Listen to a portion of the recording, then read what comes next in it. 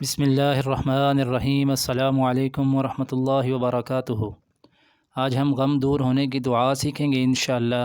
اس سے پہلے آپ سب سے گزارش ہے کہ اس ویڈیو کو آگے ضرور شیئر کریں، جزاکم اللہ۔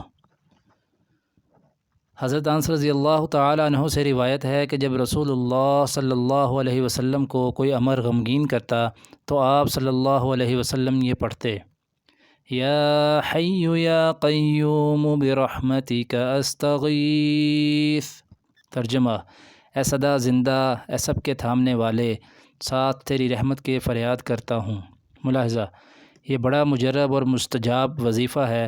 اگر 500 بار روزانہ صبح یا شام پڑھتے ہیں تو غم اور اندوہ کے پہاڑ ٹل جائیں اور اللہ تعالیٰ کی رحمت سدا سایہ فگن رہے۔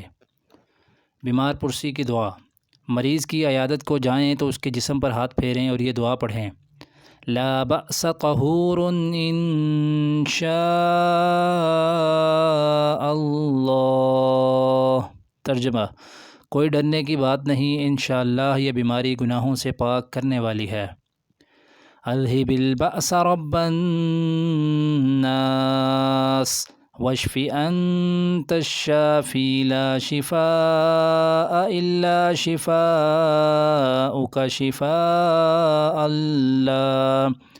شفاء لا یغادر سقما۔ ترجمہ: دور کر دے بیماری اے لوگوں کے پروردگار، اور شفا بخش، تو ہی شفا بخشنے والا ہے، کوئی شفا نہیں سوائے تیری شفا کے، ایسی شفا بخش جو نہ چھوڑے بیماری کو۔ جزاکم اللہ خیرا۔